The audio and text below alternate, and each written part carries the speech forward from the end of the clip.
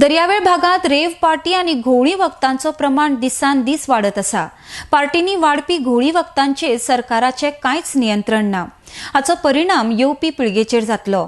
जरी तर गृह खात्याचेर मुखेलमंत्र्याचे नियंत्रण ना, तर तांणी ते खातें काडून मंत्री लोबोक दिवचे म्हूण शिवोलेचो आमदार विनोद पालयेकर उलयला। RDX गोवा खातीर पणजेच्यान संजय मनोली। गोंया भितर ड्रग्साचो व्यवहार, अंमली पदार्थाचो व्यवहार जो वाढला तो प्रचंड प्रमाणात वाढलेलो आसा।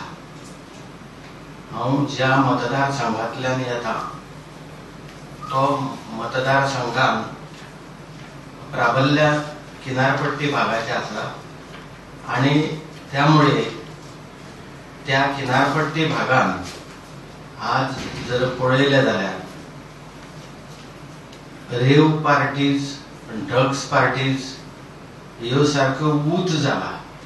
प्रचंड प्रमाणात ह्या पार्ट्यांचो हैदोस किनारपट्टी भागाचेर चालू आसा आणि अशें दिसता की सरकार निष्क्रिय जाला काय कितें। अजिबात सरकाराक रस ना ते अंमली पदार्थ आटोक्यात हाडपाचो। त्यामुळे अशें दिसता की सरकारूच हे ड्रग्स चलयता काय कितें।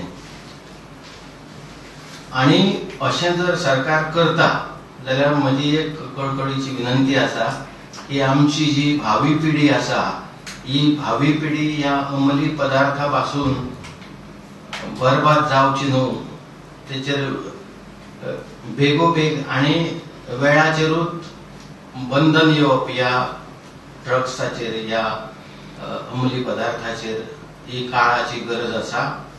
आणि त्या दृष्टीन हांव मागणी करता सरकारा कडेन आणि विशेषतः गृहमंत्र्या कडेन की ह्या अंमली पदार्थाचे जे लोण सर्वदूर म्हणटा तशें सबंद गोंयान पसरलेले आसा।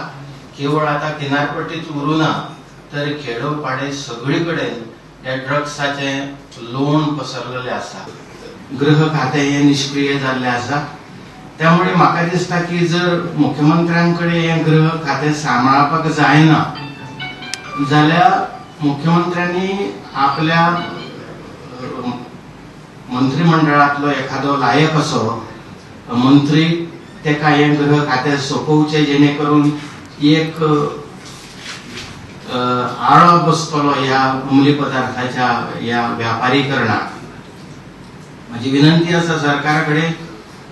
म्हाका दिसता किनारपट्टी भागाचो आमदार आणि आजचो मंत्री मायकल लोबो आसा तो बरें काम करता आणि जर त्याच्या ताब्यान हे गृह खातें सोपयलें जाल्यार एक वेळ तेका आळो बसोवंक शकता अशें म्हाका दिसता। म्हणून माझी विनंती आसा सरकारा कडेन की मायकल लोबो आसा एक समर्थ आसतले अशें म्हाका दिसता।